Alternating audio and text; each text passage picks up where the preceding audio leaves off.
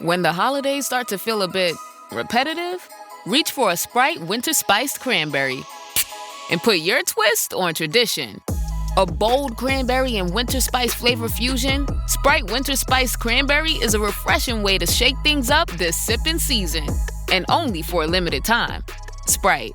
Obey your thirst. This episode is brought to you by McAfee. Finish your fantasy lineup? No, but I'm joining this paid group chat with insider info. Dude, seriously? Forward it to me. Security alert from McAfee. That group's as legit as that knockoff jersey you're wearing. McAfee's scam detector is available in all McAfee plans for as little as $39.99 for your first year. Learn more at McAfee.com/online protection. In Walmart Sue time was ticking away. Only a few nights left till the big holiday. But last-minute gifters had no need to worry. Walmart Express Delivery got their gifts in a hurry. From Nintendo to Nespresso and Lego flowers, they could check off their lists in as fast as an hour. All of Newville, East, West, South, and North could order gifts up until 5 p.m. on December 24th. So this holiday, just do as the Who's do. With gift delivery this fast, they all gasped. From Walmart? Who knew? Subject to availability, terms and fees apply.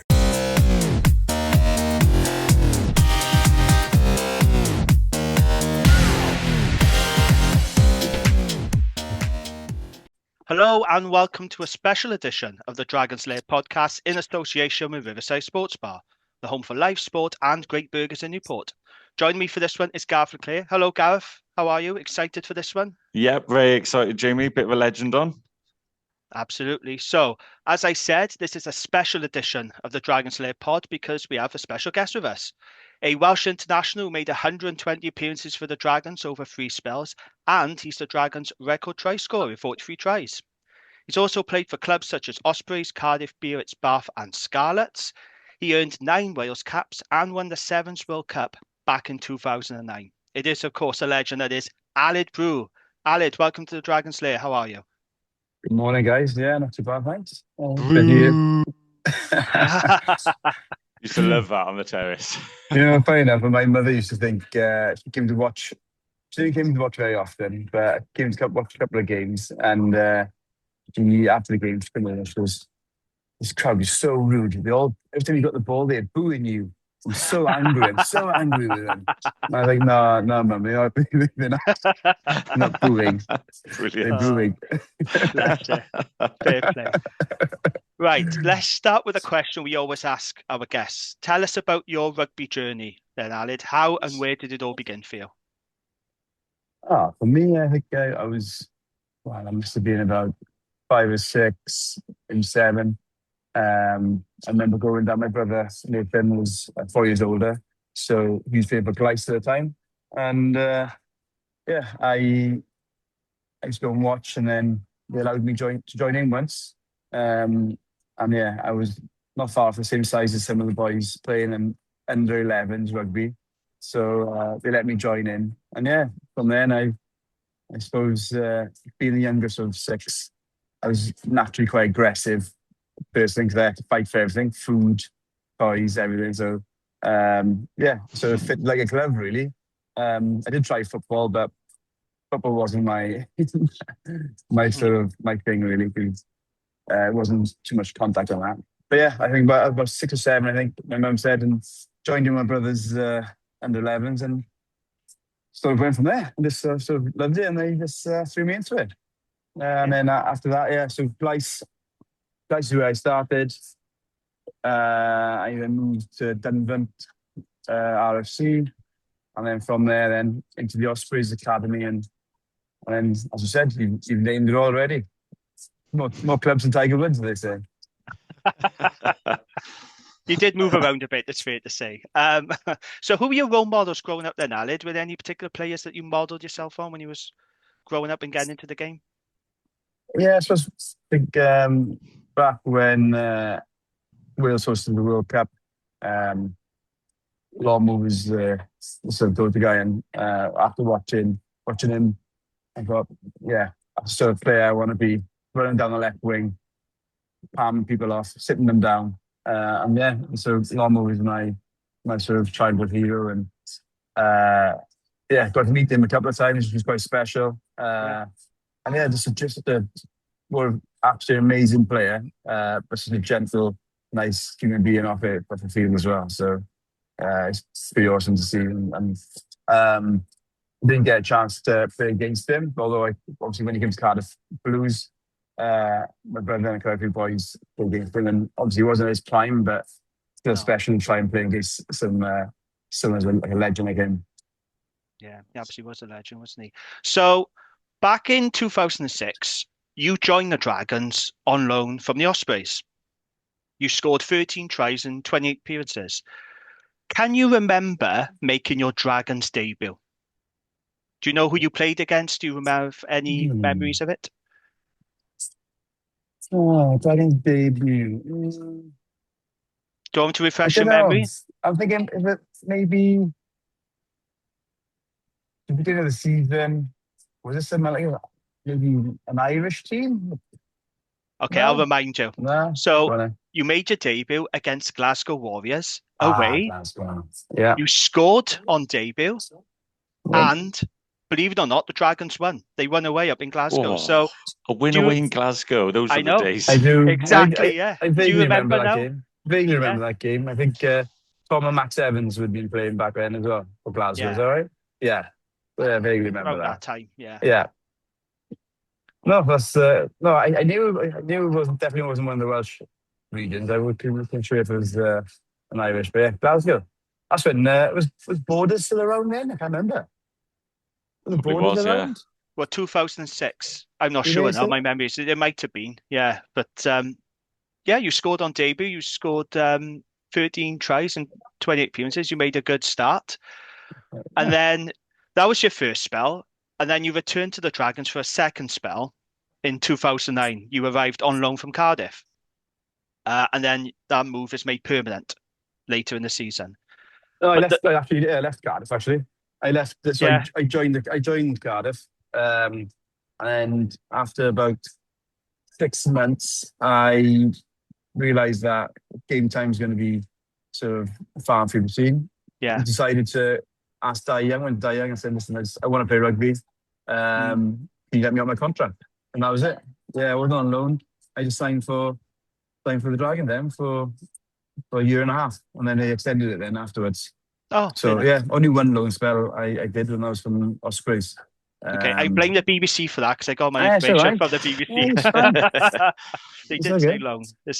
Yeah, but anyway, you joined us for a second spell. The 2010/11 season, though, was a pretty excellent season for you, wasn't it? You scored 16 tries, and you were in selection for the World Cup squad, Wales's World Cup squad in New Zealand. And you did play, didn't you, against Namibia? I did. What was that like then, Aled, being part of Wales's World Cup squad in New Zealand? Because some people believe if we'd beaten France, we would have gone on to beat New Zealand, and it is that. There's that thing that people have where they think it was a missed opportunity. But what was that like for you playing in a World Cup, being part of that Wales squad? Must have been pretty great experience, wasn't it? Yeah, it was awesome. It was pretty intense, sort of, couple of months leading up to it. We were away a lot. We were in Poland quite a lot training. I think I got a bit fortunate. Gav and Gareth got injured, broke his hand, I believe, in one of the warm-up games. England, that's right.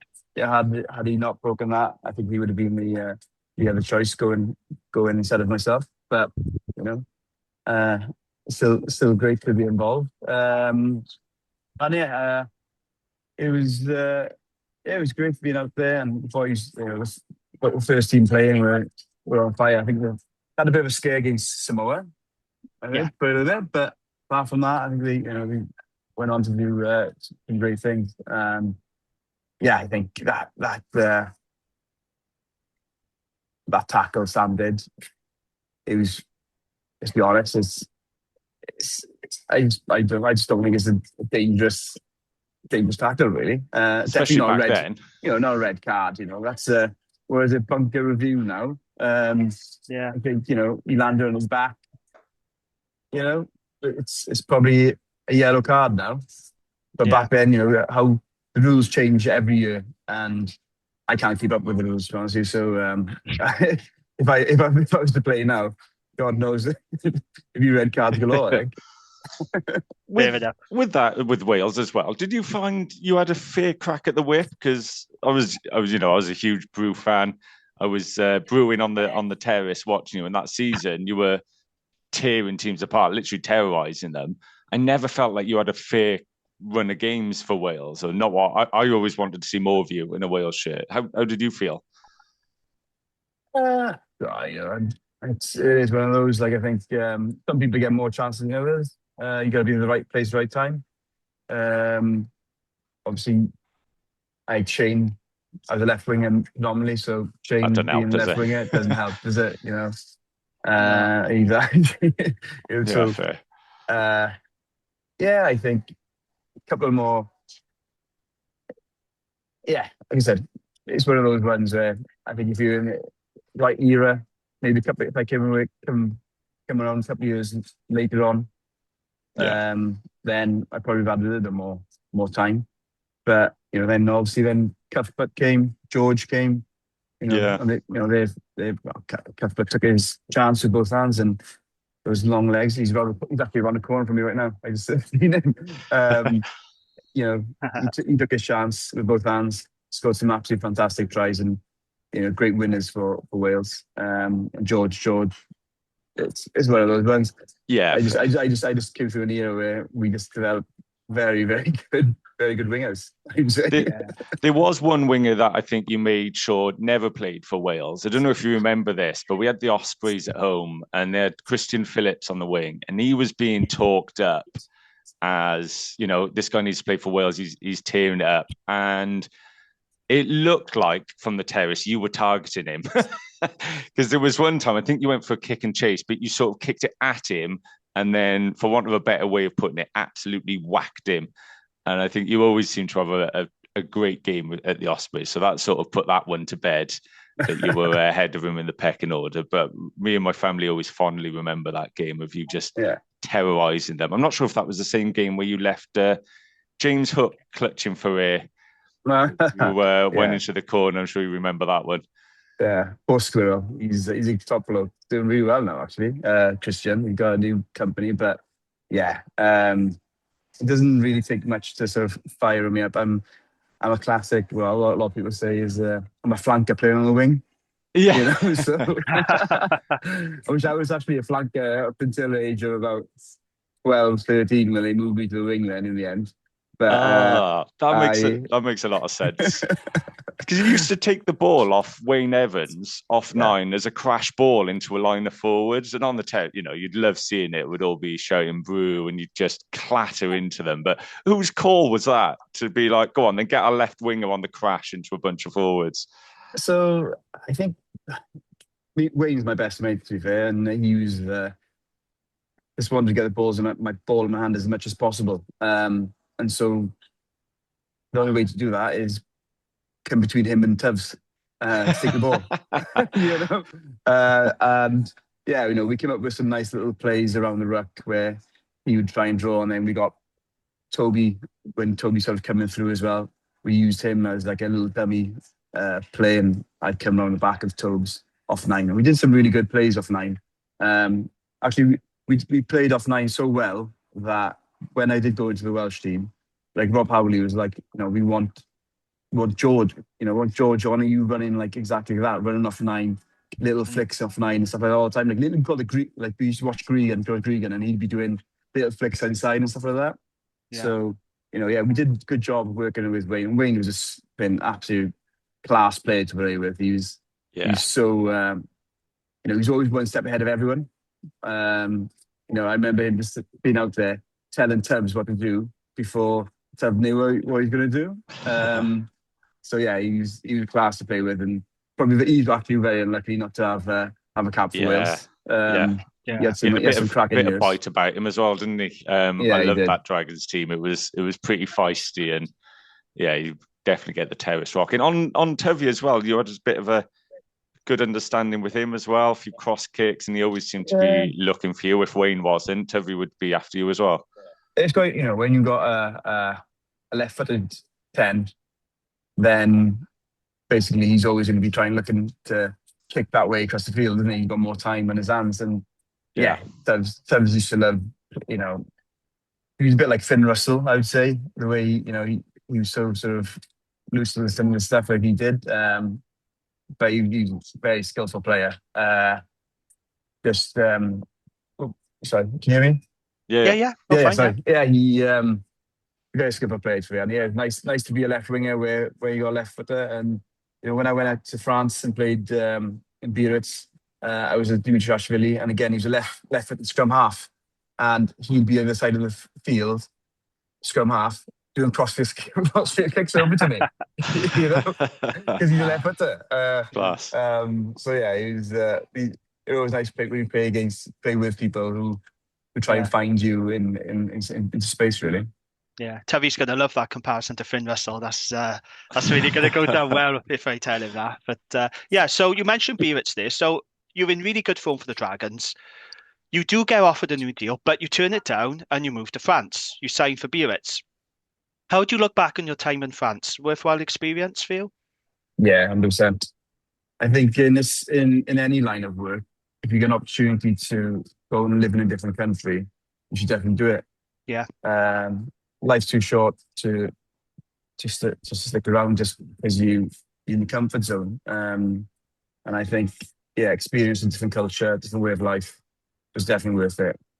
Even if they offered me the same money as the Dragons, looking back, I probably would have taken it anyway, because it was a really good experience for me and the family. Yeah, we loved every minute of it. Really, it was quite sad when we had to come back. I chose to come back, predominantly so that kids could be back near their sort of grandparents, and we wanted them to learn Welsh as well. So taking back to the Welsh school and so on. So it was a tough decision to come back, but we did it. And but yeah, I wouldn't have changed the 2 years, 2.5 years that I went to France at all. It was a really good experience.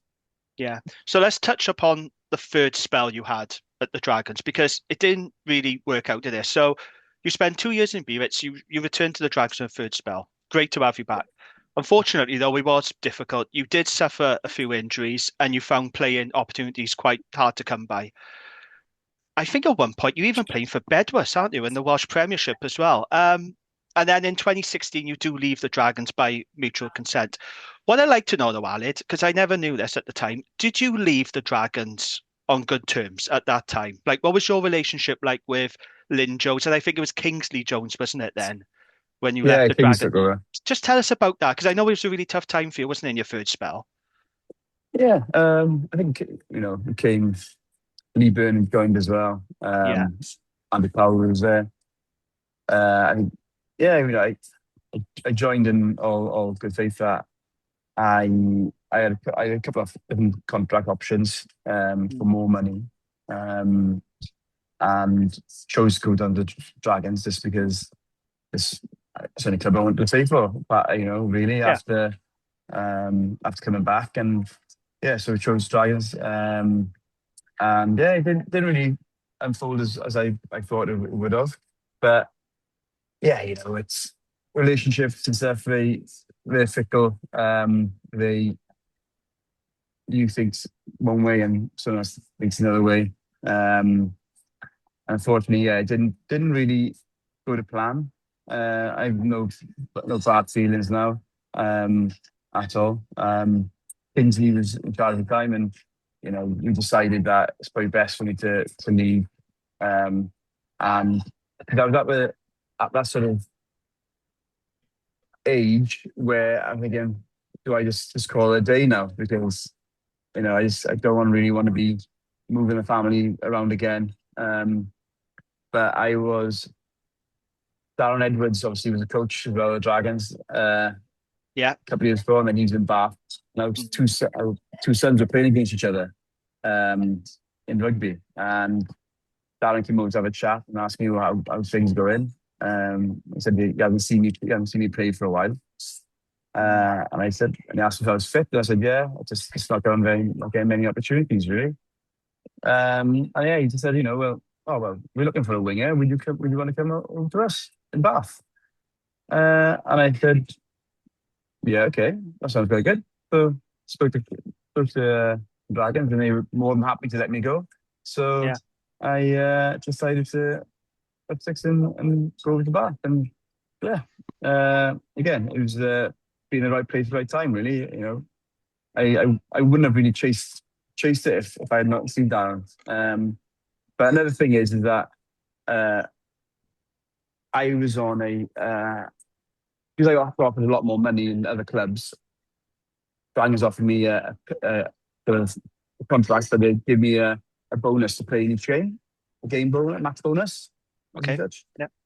Fortunately, then when you got a max bonus and maybe you're not playing, you need game time to start playing well again. Everything down to money, and I don't feel like they wanted to play me because they're gonna pay me a match bonus to get me back into a sort of up to the level where I need to be. So it was I think it was a bit of a saving money tactic as well. But also, Ashton Newton was coming around at the time as well.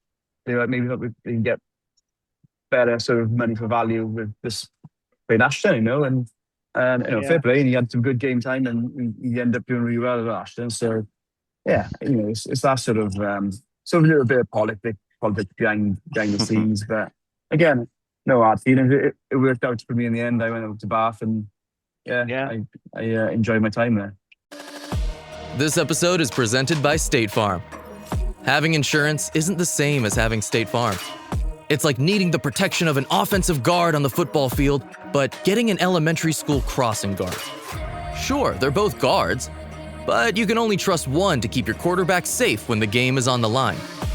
So don't settle for just any insurance when there's State Farm. Like a good neighbor, State Farm is there. Here's my 30-second story with Guinness. As soon as my sister and I get home for the holidays, we don't even unpack. We head straight to our pub.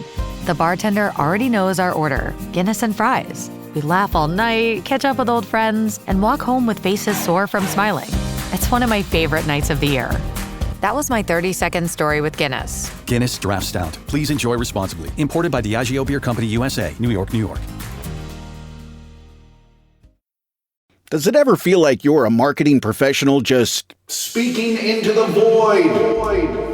But with LinkedIn ads, you can know you're reaching the right decision makers, a network of 130 million of them, in fact. You can even target buyers by job title, industry, company, seniority, skills, and did I say job title? See how you can avoid the void and reach the right buyers with LinkedIn ads. Spend $250 on your first campaign and get a free $250 credit for the next one. Get started at linkedin.com/campaign. Terms and conditions apply. Well, yes, it did work out very well for you because you go to Bath, initially on a short-term deal because they had some injuries, and you made such a good impression there that Todd Blackadder actually gives you a new 2-year deal, and you're named Bath's Player of the Season. You had a fantastic time at Bath, and of course, you had guys like Talupe Faletau there, Luke Charteris, former Dragons, Darren Edwards, as you mentioned. That move to Bath is such a good story because it did rejuvenate you, didn't it, Aled? That gave your career a new boost, and the fans loved you there. Yeah, definitely. Like I said, it was. I still felt like I was still good enough to play a top level rugby. It's just you get some tough times. You doubt yourself for a little bit. But fundamentally, then you need to dust yourself off and realize what you're capable of. And yeah, when you go to places, you've got to just dive in and which I did, and try and prove yourself not only on the playing field but on the training field as well. That's where most of the damage is done. If you can prove yourself on that training field, then I think you got confidence from the coaches to put you in. And yeah, within the first week, they could put me on the bench. And yeah, I think they against Worcester first game. And yeah, they were just so. The coaches at the time, Todd, we had Taber Matson, Toby Booth, and Darren Edwards, and they were brilliant to me. They realised, I'm not a spring chicken either. So they'd also look after me with regards to not training me too much, because that's something that a lot of teams would do. They train you very hard, and by the time you get to sort of the game day, you wouldn't be as effective, really. So yeah, they invested some time into me, and they sent me over to London to see a speed coach. On my downtime, and did things like that quite often for me. And again, very grateful for Bath. And I love going back to Bath to watch games. It's been absolute. I went to watch a Munster game with my son a couple of weeks ago. And it is brilliant being back down there. And obviously, it's really nice because they're very appreciative of my time there as well, and I'm very appreciative of them giving me the time. You're a cult hero down at Bath Dragons. There you are. You were a cult hero. So after Bath, then you joined Scarlets. You played one game. It was a friendly against the Dragons, funny enough. And then you retire at age 34. Was that a difficult decision, Aled, to hang up your boots? Do you feel you could have gone on for another couple of years, or did you think, no, I'm done now, that's it? Yeah, I'm in an hour anyways. I always said 35 is my cutoff, and that would have been that would have been a year to turn 35 anyway. And so when Cardiff asked me, well, actually Cardiff Blues asked me first if I wanted to go in a 6-month contract there. And I said, well, I'm not sure if I want to do 6 months. So Scarlett's offered me a 3-month one, just get me over through past Christmas and to make a decision. So initially I was only there just to train and to help the other boys get ready for the game week, really. But after 3 months of traveling down to Nessie and back and forth all the time, I was like, oh no, that's just not for me. And only about a couple of weeks after I called it a day, Toby Booth then contacted me about the Ospreys. He had a contract for me there. Oh, really? Yeah, but I decided enough's enough now. I need to sort of start thinking about my career after rugby. And that's what I did. And I think I made the right decision because, again, it's all about timing. Had I not retired, then I wouldn't have been in the job I am right now. And I'm pretty happy where I am. Good, fair play. Now, I've got to ask you this, Ali. I'm going to put you on the spot a little bit because as someone who has played for all 4 regions, I'm really keen to get your thoughts on what's happening in Welsh rugby right now. So Wales is going down to 3, as we know. Looks like it's likely to be a straight shootout between the Ospreys and Scarlets out in the West. Come on, Aled, what do you make of it? But I think, unfortunately, the depth of talent isn't as strong as it should be, really. So I think you've got to go down to 3 to really sort of strengthen the teams. I had a good conversation with a couple of people. I don't agree with everyone because I think history is history. When you don't own your ground, when you don't have any sort of assets as such, apart from some players, which, as you know, a lot of players just want to leave now anyway. Then it comes down to business. Business model is probably the best. And if you're only packing out, where Nessie or Ospreys, where you're not packing out to the stadiums or every week, then your business model is not great. I know Dragons don't pack it out. Cardiff actually doing quite well with their crowds. Their sort of crowd pretty good the last sort of couple of years. But free tickets to students, that is. They haven't got proper fans down there. But I think it comes down to business, and I think unfortunately you're gonna have to have one.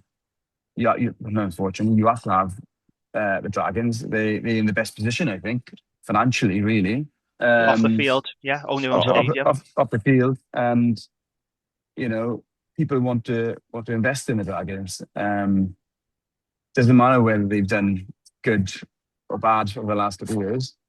I think it's down to business, because that's the only way rugby's going to survive is through business, not through history.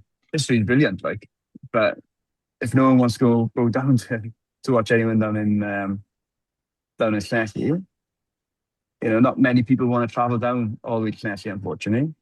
Infrastructure-wise, it's not great. You can't get a train down there and get into the stadium very easily. It's out of town. That's the problem. Infrastructure is not good enough down there. I had to have a pint in Frankie and Benny's before going to the game down there. Like, what's that about? It's not ideal, is it? Yeah. If it was I give Bath, for example, you can get a train from Cardiff or anywhere, Swansea, whatever, down to Bath. You off the train station, you walk 10 minutes, you're into the stadium, and you've got pubs and restaurants all the way along the way before you get there. And that, that's the sort of infrastructure you need if you want a team to do really well. Whether they'll do it for Scarlets, I don't know. But they don't really own they part own their stadium, I believe. Something to do with the council, isn't it? Yeah, council. Yeah. Ospreys again, they don't own anything. I think Ospreys is a brilliant position. Like if they went down to St Helens again, it'd be amazing to go down there to watch games again. Amazing. I think everyone is buzzing about that opportunity. Yeah. But again, it's one of those ones. I think it's obviously between Scots and Ospreys. Everyone knows that. It all depends on how whoever sort of gets to the Cardiff. Remains to be seen, eh? Yeah, I know. But I think 3 regions is what it does need. It's getting that a lot of the best players are leaving already now. Yeah. But it give opportunity for some of the younger ones potentially to sort of the under 20s now and might get more game time, which then hopefully boosts them. But I also think that when obviously I was playing, the international players that we had come over were amazing, and they really have developed players really quickly. Like Jason Spice, Justin Marshall, the Ospreys. You had Stefan de Blanche, then being in the back 3 and being around someone Stefan de Blanche had experience was unbelievable. Having these players, you look at Cardiff, all New Zealand that they had, it definitely helped a lot. So if you do look at the 3, hopefully we'll be able to have more money to sort of entice some of these superstars over to help us with our young players. Agree. So that'd be quite good. Yeah. No, fair enough. Okay, thank you for being honest and sharing your views. Great, that might get on Wales Online. Who knows? Please they probably don't. will. Be having a boost now in your social channels. Right, I know you got to go shortly. Can I just ask you some very quick fire questions? Yeah, no worries. Favourite Dragons teammate? That's my best mate, Wayne Evans. Excellent. Favourite Dragons coach? Oh, that's a tough one, that is. Love Darren Edwards. Really given me loads of opportunities, helped me loads. But I'll have to go with probably the first one. Let's go with Paul Turner. Friend of the pod, Paul Turner. Legend. Good choice. He's brilliant. Like he was brilliant. Whether you could have a pint with Paul and you'd really get along with him. But yeah, Paul's brilliant. Love Daz as well. Most of the coaches there were brilliant anyway, so I'm going bad. No, good stuff. Favourite Dragons memory? Any particular games or incidents that stand out to you? Oh, games and memories. I remember we went through a really bad spell of losing to the Blues. And we still are, mate. We still have that spell. We broke that little that spell. With Wayne Evans. I think Wayne Evans did drop goal or something. Oh my days, that game! I literally still wish I had the recording of it. I love that. We went the length of the field and he dropped over a goal just to rub salt in the wounds at the end. Sam Warburton was running back doing nothing. I was loving it. Those little wins that it wasn't a match. Winning a cup game and like that, but it was brilliant. And it meant so much to the boys around me. That was class. It was a class sort of day. Those sort of memories. I haven't got one per se, but stuff like that. Yeah, nice little memory that was. Awesome. Toughest opponent you ever faced? Toughest opponent I've ever faced. Bloody hell. It's not Christian Phillips, is it? I don't even know his name. The guy who played for Bordeaux, Fijian guy. Don't know his name. Can't for the life of me think of his name now. But yeah, I had a tough day in the office there. He was probably bigger than me, faster than me, stronger than me, and more aggressive. There's not many like that, to be fair, are there? I was a bit like, yeah. I'll have to look that one up. I haven't got time now. I can't remember his name, but he was tough. I played him a couple of times, and I had a tough day in the office there with him. Okay. Tea or coffee? Coffee every time. Chinese or Indian? Yeah, Indian. Don't like Chinese. Yeah. Okay. Night in or night out? Oh. We have a night out, but home by 11. Like, is that night out? Yeah, that's a night out. Okay, fine. What's your favourite Christmas movie? Love The Grinch. Love that. Oh, my That's daughter's the favourite. Are you talking about the cartoon with Benedict Cumberbatch or the live action one with Jim Carrey, though? Jim What one are you Carrey doing? one, yeah. Jim Carrey. Good choice. Yes, Class. happy day. And then finally, I want to know what your favourite Christmas song is. Doing Mariah Carey, should we? Classic, lads. Bit cliched, but fair enough. Okay, that's fine. Yeah. That's absolutely fine. I got one, and I know we are pushed for time. Then, because he's a It was busy man. on the terrace. There'd be annoyed if I don't mention this. After an away game, a song sort of emerged of "Brewy, Brewy, get the beers in." What was that about? Where did that come from? I don't know. It's after an away trip, so something must have happened. I don't know. Maybe I skipped around, did I? I don't know. I'm not sure. Which would be actually impossible because I've never skipped around in my life. But yeah, God knows. God knows who did that. If you find out, let me know, will you? Yeah, I'll ask on Saturday over the game. Someone's about to know. Exactly. Right. Aled, it's been an absolute pleasure. Thank you so much for joining us. And we'll wish you and the family a very Merry Christmas and a Happy New Year. Yeah, thanks, Aled. Merry Christmas, guys. Thanks for having me on. Proper Dragons legend. Always loved watching you, mate. So appreciate you coming on. Yeah, no problem, guys. Cheers, Have a good Christmas Aled. and Happy New Year. Cheers, guys. Thank you very much. Bye. Bye.